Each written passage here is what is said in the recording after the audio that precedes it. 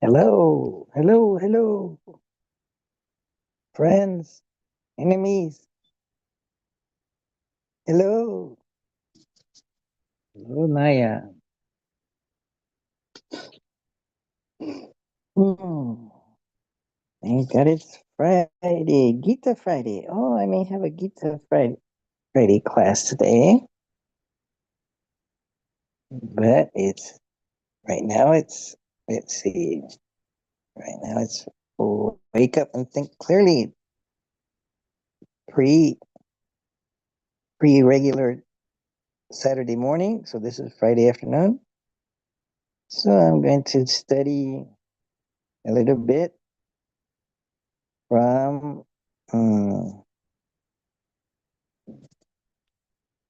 lengthy volume of commentaries.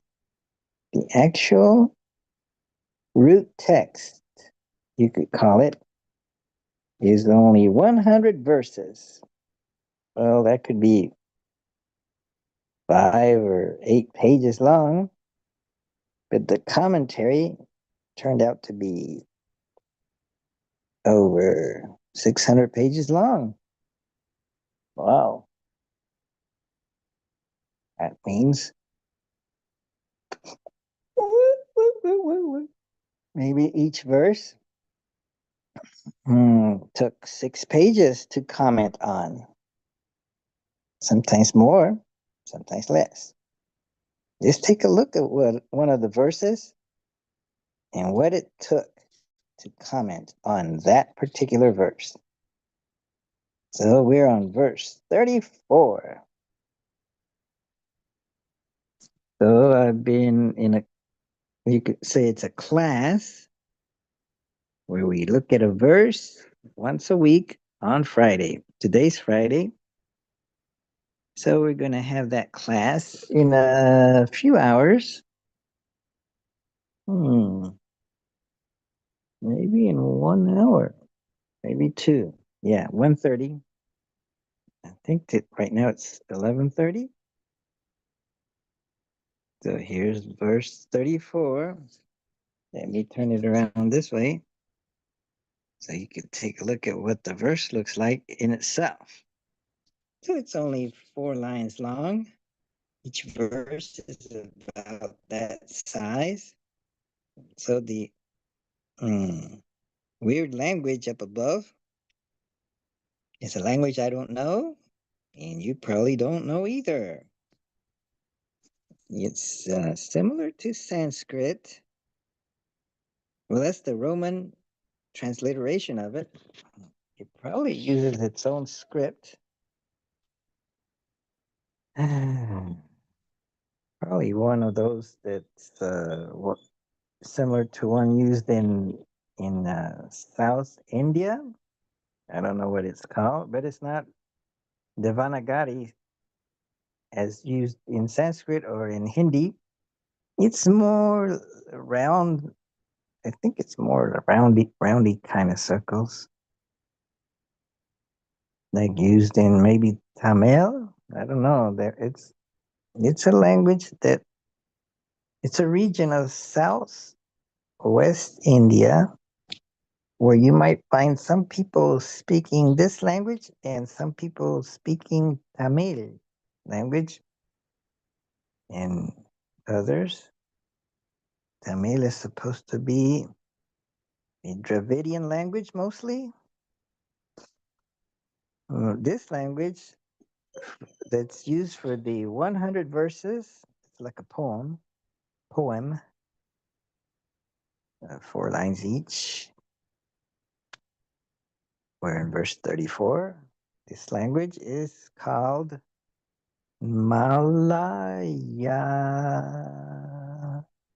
Malayalam, Malayam, something like that.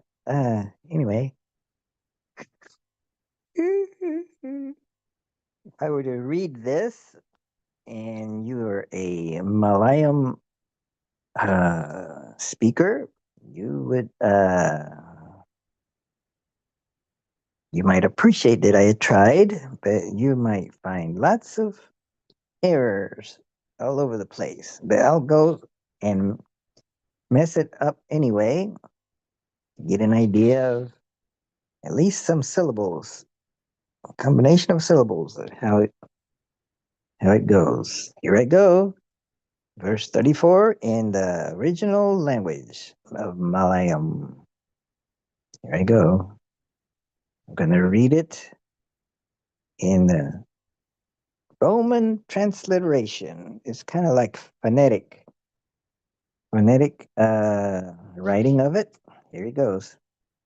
Aranotia diaraliarnitum terurul atil eriuruntituno lokam arivil anadijatai natanitum tan tiru pilayatal itenarinitenam. Mhm. So, what does that mean when translated or interpreted into English? There it is.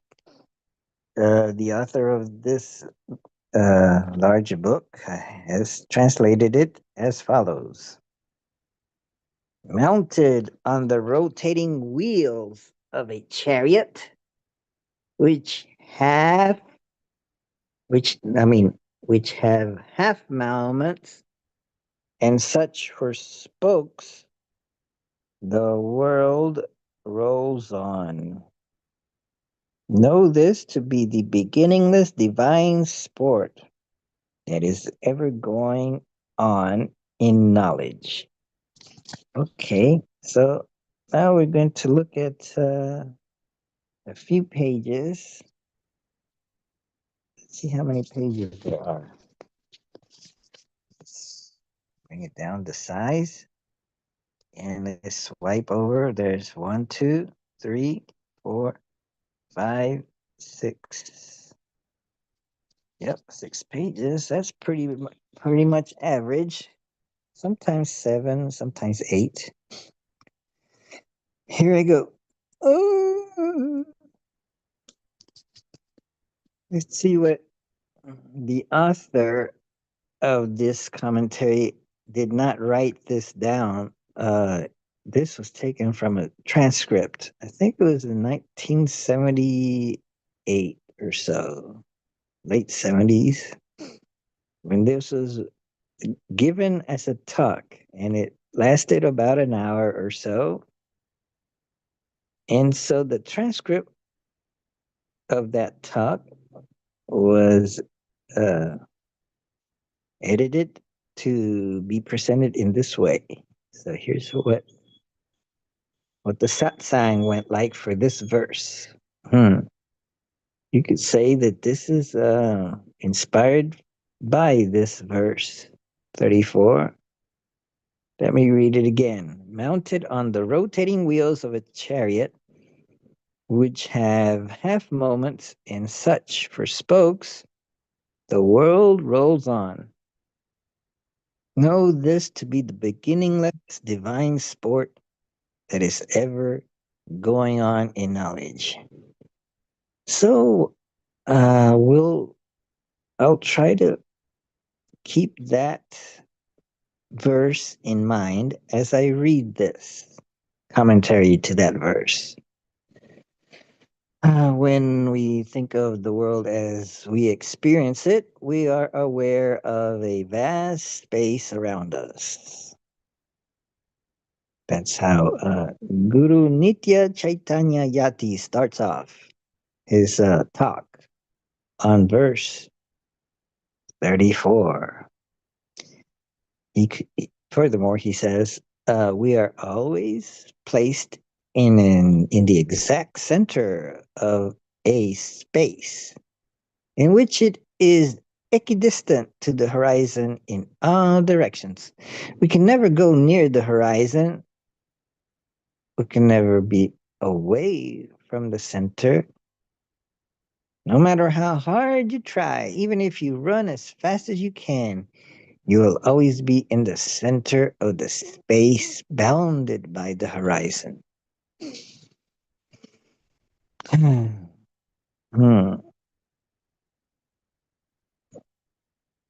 Okay. So maybe this is a flat Earth. It reminds me of a flat Earth situation. Hmm. We're placed in this exact center of a space, or wherever we are, we're in the center.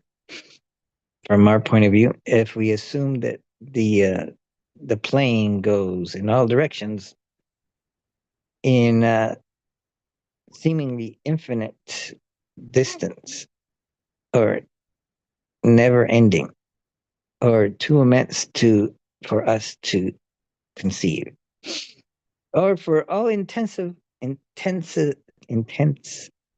and purposes, the horizon is never reached. So we're in the center, and the we're equidistant to the horizon in all directions. I get that. So we can never go near the horizon, and we can never be away from the center because we are at the center, right? No matter how hard you try, even if you run as fast as you can, you will always be in the center of the space, bounded by the horizon. I can imagine being on the surface of a large sphere. So the horizon is always seems to always be the same. If the sphere is a boring shape, perfect, and so when we move around in any direction, it seems the same, except maybe the sky might change. Okay, let's continue. We know that vast space, incomprehensible and ungraspable, lies beyond the horizon. We can only refer to it as the other side. In spatial context, this is what is presented as behind and before us. Although we are experiencing only a part of space, we conceive of a whole to which the part belongs.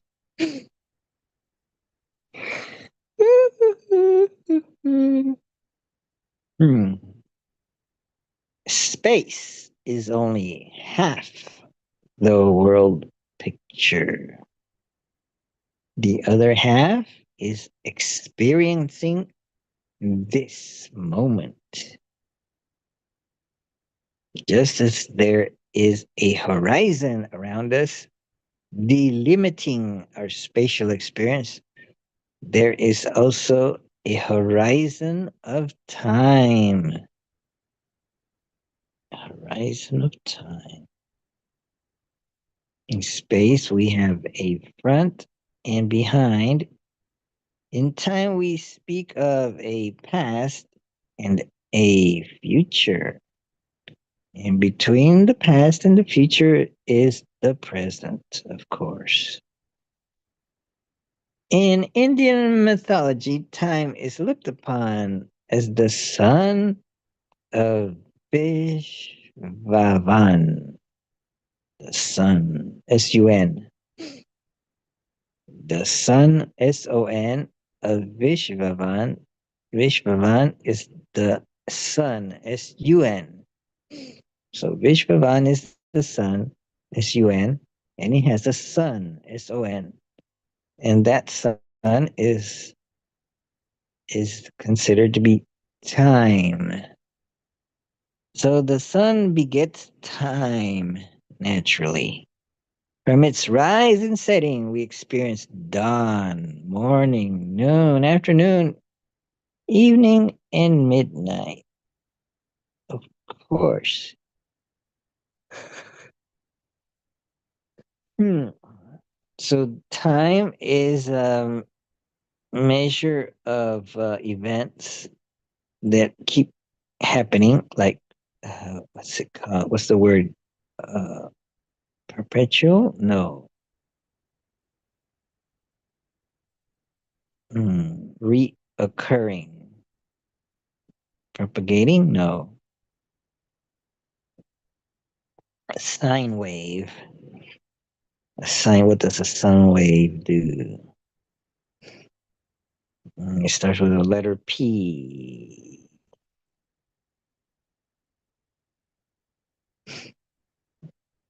Anyway, from its rise and setting, we experience dawn, morning, noon, afternoon, evening, and midnight, and it repeats. Time is considered a cycle of the sun, a recurrence of mornings and evenings. This is why Kala, or time, is considered to be the sun, S-O-N, of the sun, S-U-N. I almost pronounce them the same. The son of the sun.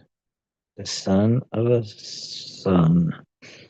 Oh boy. It's hard to not be able to make it, or it's hard to come up with a difference in pronunciation. Maybe there's no difference. Now let's look at a work of Christendom or Christianity or Western philosophy, Western theological philosophy. In his Confessions, Book 2 by St. Augustine takes up the issue of time. He struggles very hard to understand the paradox of passage of time or change in eternity. In eternity, he addresses God, saying, "O my Lord of eternity, why do you make time trickle drop by drop? His day hourglasses were used to tell time, in which sand drops little by little. The sands of time."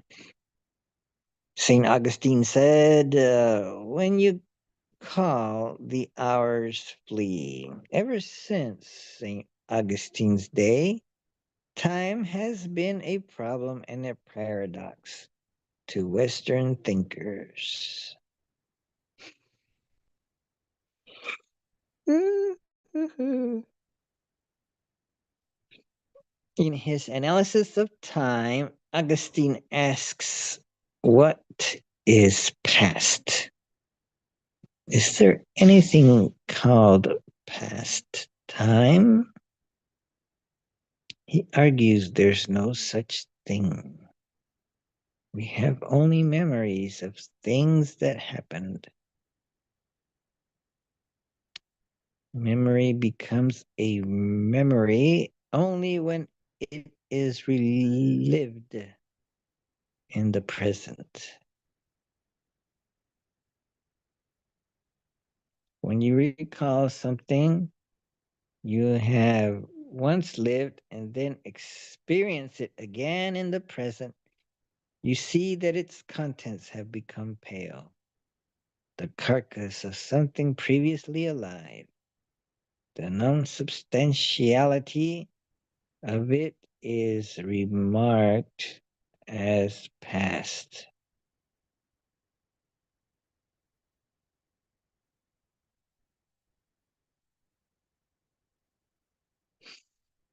Mm. There's nothing called the future. When we imagine in the present how it will be, the content of that imagination is called future. Since we are imagining in the present, the time is present. But how big is it? Augustine says we can at least measure space and say it is 2 square miles or 10 square miles. But how big is the present? And before you have looked at even one moment to measure it, half of that moment has already slipped away from you. It's not even a full moment. Yes, no matter how you divide or split up or define the present, uh, it's a moment that, as you're looking at it, it's it's becoming the past, and yet it's being fed by the future. But you could say that the present has a width of 0 seconds. Or you could say that it's the width of the Planck constant. That's a very small number.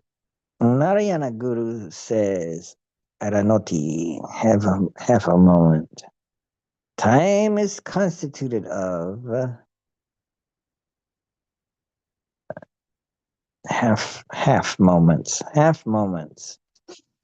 So half moments are Aranotis. The Buddhist school of Vijnana Vada thinks of this world as coming to existence in 1/3 of a moment.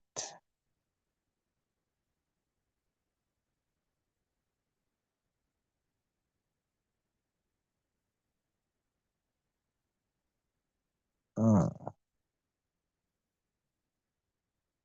So the Buddhist school of Vijnana Vada thinks of this world as coming into existence in 1/3 of a moment and remaining as an experience for 1/3 of a moment and disappearing in 1/3 of a moment. Mhm. Before we recognize it, 1/3 of the whole moment has already gone by. Ooh, when it comes to time, hang on. Well, okay, when it comes to time, we have to think in terms of eternity. Eternity? Yes, eternity. The greatest paradox is that in eternity, we experience something so fleeting. Wow. Although it appears to us as very minor, nothing has more confused the minds of philosophers and scientists alike than the very elusive problem of time. Everyone knows time, but at the same time, no one knows time. You only know that there is a clock on your wall with hands that move. The clock on the wall is not time. The best minds in the world have all tried to figure out what it is.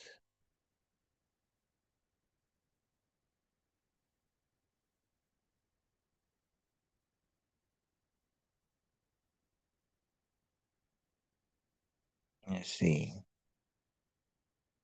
Newton thought he could fix at least two categories of absolute in space and time. That started the trouble. Then came Lawrence's contradictions and Einstein's special theory of relativity, which invalidated Newton's concept of absolute time. Minkowski speaks of the rotation of the time space axis, how the time axis and the space axis are to be taken together. These are very complicated issues. St. Augustine's confusion was later attributed to what is called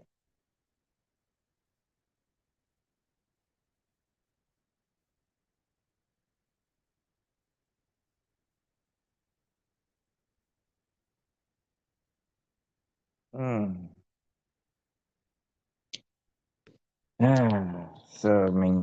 Minkowski speaks of the rotation of the time-space axis, how the time axis and the space axis are to be taken together. These are very complicated issues. And St. Augustine's confusion was later attributed to what is called the confusion of passage. You think time is passing from the future to the present, that there is some hidden place called the future.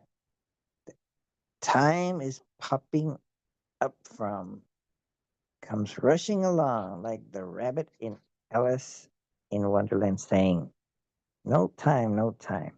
And then it is already gone into the hole.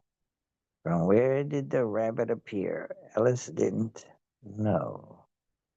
Where has it gone? It has already disappeared into the hole. Looked at its watch and said, there is no time. That is called the present, only that much. The passage of the rabbit is the whole story of time.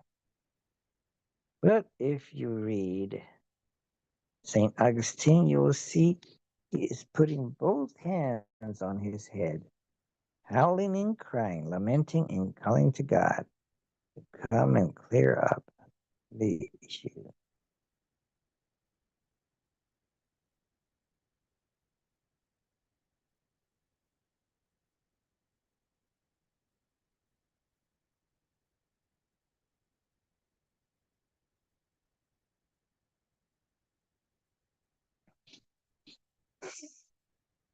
If you read St. Augustine, you will see he is putting both hands on his head, howling and crying, lamenting and calling to God to come and clear up the issue of time. Others say that the old man is crying because he thinks of a passage of time. One part of the myth of passage is thinking of an ocean of time which we are walking into, conquering time moment by moment with our forward progress. The ocean of eternity is just lying there and we are entering into it. This is one fallacious way of looking at it. Another is that we are standing still. The stream of time is flowing past us. These are the confusions of the philosophers. When we come when we come to the scientists, the confusion becomes not doubled or tripled, but manifold. Bergson brings in the idea of pure duration. He says, you have already vulgarized the physical time you're speaking of by relating it to a machine. Thus, you have spatialized your time, labeled it, and made it convenient. This is not at all the same thing as time, as duration.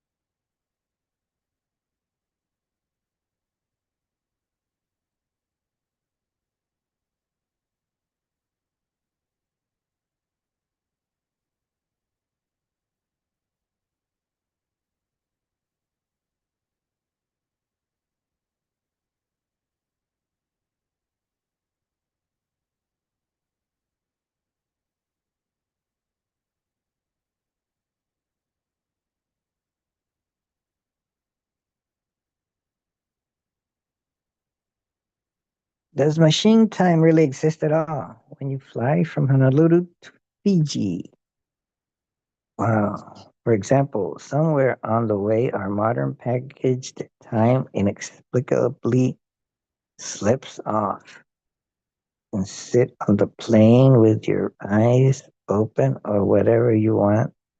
You try to hold on to time, but when you land, a whole day is missing. What nonsense is this?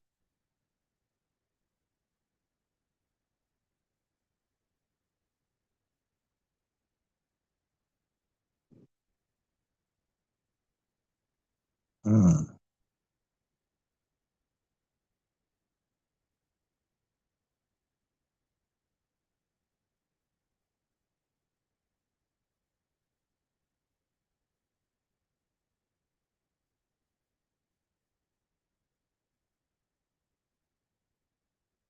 Hmm.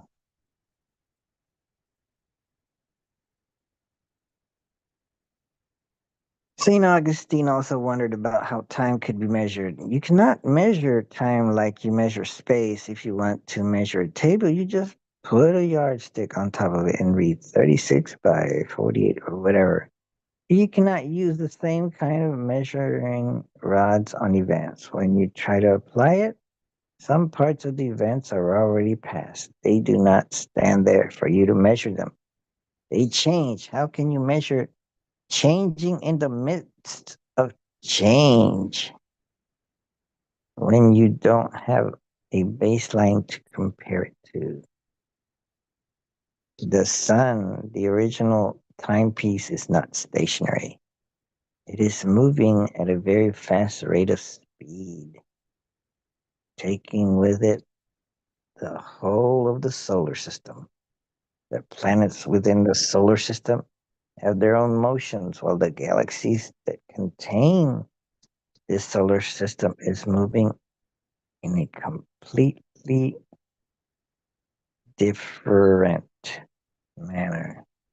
Each system, from the atomic to the galactic, has its own set of relevant measurements. You sit on a plane going 500 miles an hour, throw someone in the air. It should be 500 miles. No, it should be at least 5 miles. If you sit on a plane going 500 miles an hour and throw something up in the air, it should be at least 5 miles behind you by the time it comes down. But that doesn't happen. It comes right back down into your hand. Uh, Outside the plane, it would happen. Inside, it does not. Somehow, the inside space is kept intact and separate from the space outside, for which this plane is traveling very fast. The same happens with planets in the solar system. Despite the speed of travel, there's a kind of immunity within the local system where a neutral stasis prevails. Mhm. At each level of the system, different vectors are applied to what you are trying to measure. The more you take into account, the more complex the whole thing becomes. Eventually, it seems to be nothing more than a vast, confusing mess. You go mad trying to pin everything down. The guru says, don't be silly, don't break your head on this. The whole thing is a divine sport. Why do you worry about it? Whoever had the fun of making the world just did it this way. So take it easy.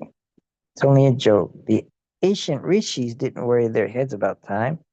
They just sang a song for it. The confusion started with St. Augustine. About the era of philosophy, we find Henry Bergson and Bertrand Russell calling each other names. It was Einstein who promoted time as another dimension. A thing has not only spatial relevancy, but temporal relevancy. Everything exists within a time space continuum. Narayana Guru did not read Einstein or his special theory of relativity, but he saw the whole thing as being constitutive of fractions, of seconds, and moments. He pictured the world as a chariot, with its wheels providing the movement. The wheels are made up of spokes of half seconds.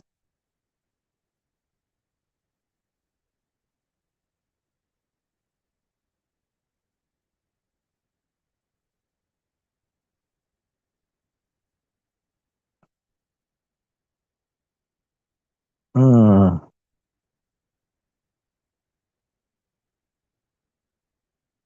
Narayana Guru pictured the world as a chariot with its wheels providing the movement. The wheels are made up of spokes of half seconds, using half seconds for motive power. The world rolls along for all eternity. In this verse, the Guru brings influx as the numerator factor and eternity as the denominator factor. Hmm.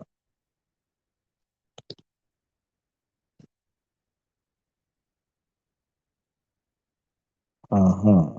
In the first half, he speaks of fleeting time. In the second half, uh, Nadi, the beginningless. The numerator and the denominator are brought together in such a beautiful way.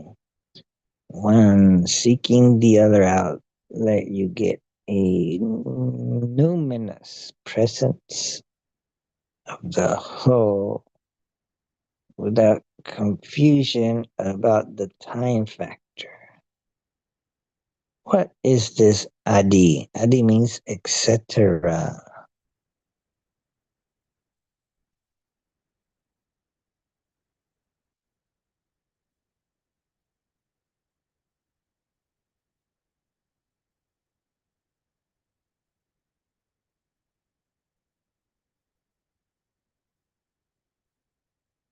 Hmm. What is adi? Adi means etc. We have already mentioned that what we call our world experience is constituted of name and form. We hear so many names. Many are identified with forms, but some are not. They probably never will be. For instance, everybody has heard the name God, but no one has yet identified him, pointed and said, here is exactly, we have that fellow called God. This is it. Of course, there's plenty of mistaken identity. Many are called God. God must be sitting somewhere and laughing, seeing the folly of people calling this man God or that icon God. God says, I will never reveal myself. They can go on looking all they want. And God, why don't you want to reveal yourself? Because I am not. If only if I am, can someone find me out. I am not. Yet these foolish mortals have invented names for me. It's their folly. What can I do? Hmm.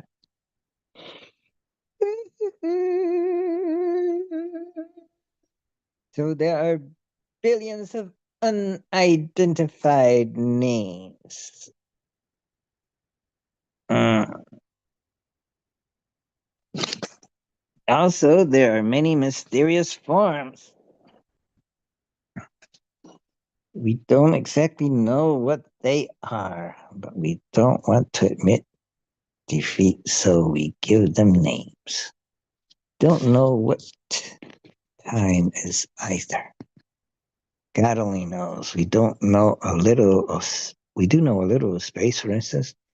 We know how to walk from here to the corner store, and that's about all we know. Name and form, space and time, actor in action. I am speaking now, so I must be an actor. Well, it's called an action. If you think of the world, you also have to think of who moves it. What kind of movement is it?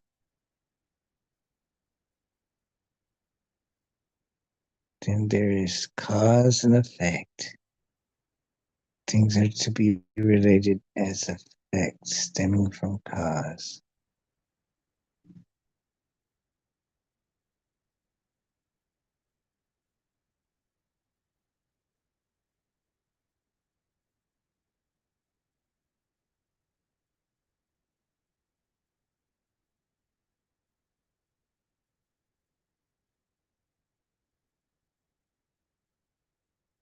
Let me repeat that. Name and form, space and time, actor and action.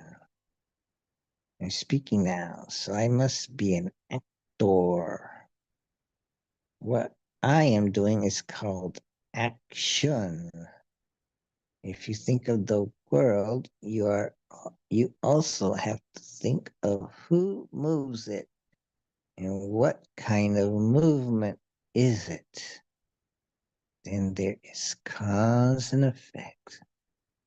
Things are to be related as effects stemming from action.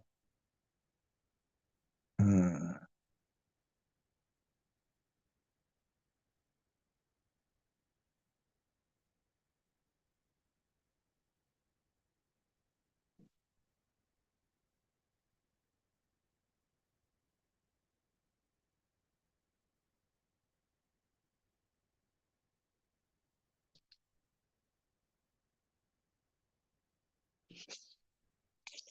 Then there is cause and effect. Things are to be related as effects stemming from cause.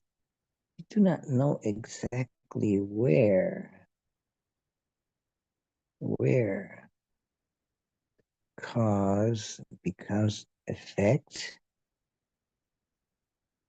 Is the fruit the cause or the seed or the germinating seed or the sprout?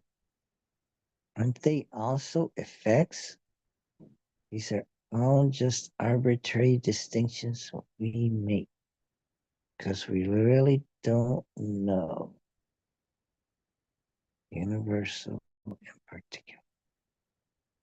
The forest and the trees. How many forests, how many trees make a forest? 52 or 53 or 51? The mental factors that reminds me of. There are so many categories. We assembled them all within this tiny glow or spark of our own consciousness, but they do not really exist. They are, they are just postulates made by the tiny spark. They are the showmanship of the great magician, whoever that is. It goes on making projections of space and time, name and form, cause and effect, and so on. This is my joy. I dip into the unconsciousness, come back into the consciousness, and make all these things, play with them for a time, and then go back. And I come back and start doing it again.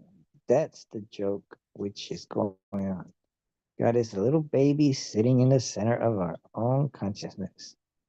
Out of nowhere, he creates an infinity of space. Out of half a moment, he makes pure duration with that infinitude of space and infinitude of time. He feels a world of wonder and rejoices. And yet, within that same world, fully knowing all this, we cry out, I cannot adjust to that fellow. He has become so nasty. Or today has been a very negative day. It makes me unhappy. Or even, I can't take any more of this life. So I'll just commit suicide. There's no other way. Knowing that all this is a joke, why don't you laugh at yourself? That's all that is to be done. Laugh at yourself. Laugh. Ha ha ha. Ha. And I finished all 6 pages. Amazing. Verse 34 of the Atmopadesa Shatakam, the 100 verses of self instruction, a poem. This is verse 34 of the 100 verses, and it's followed by commentary of 6 pages. And let me read the verse again in English.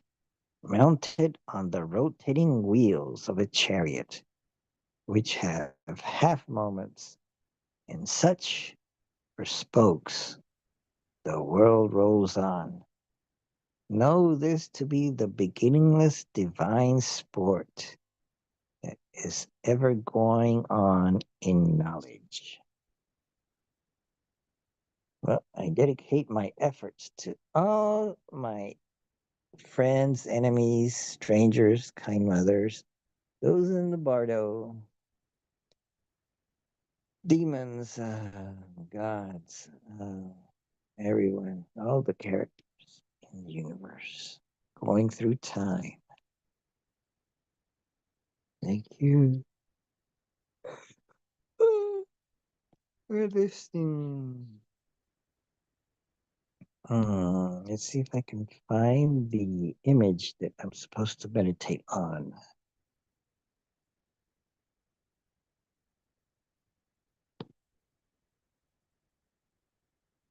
Let's see. I'm going to look up uh, Gayatri, verse 34. Hmm. What day is this? Yes, this is today.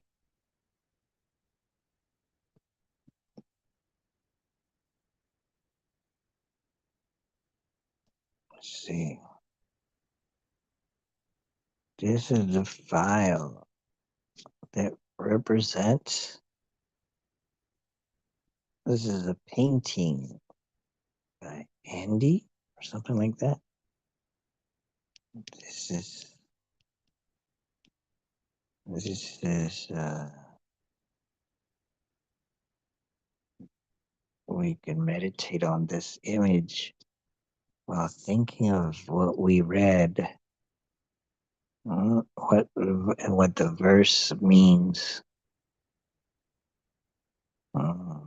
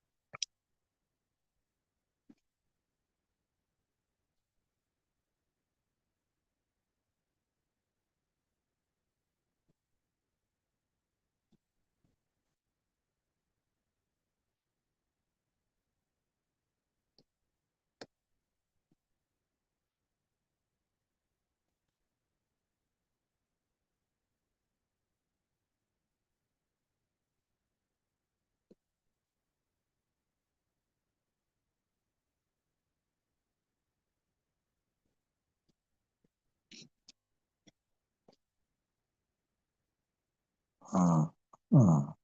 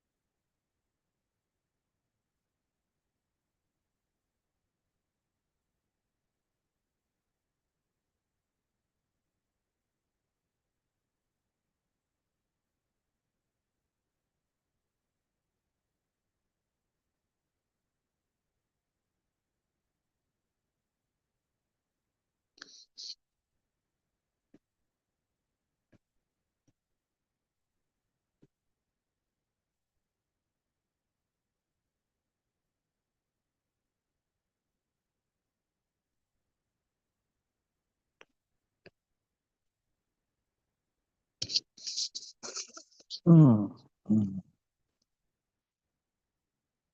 mm,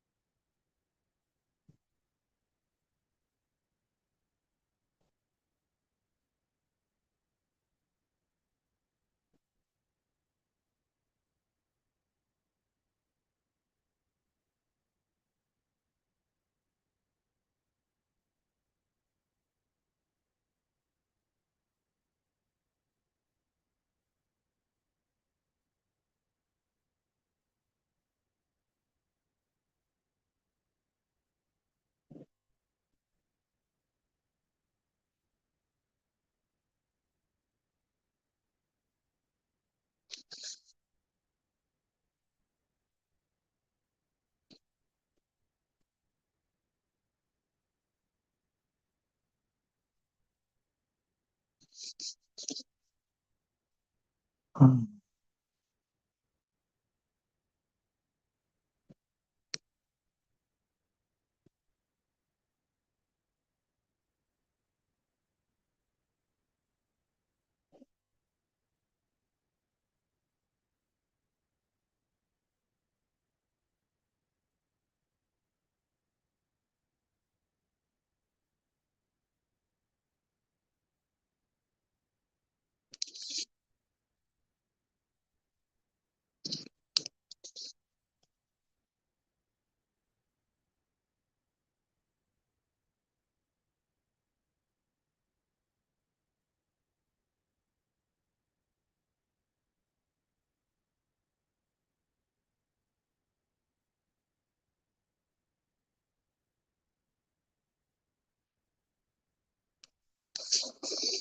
Mm. I see there's two Indias.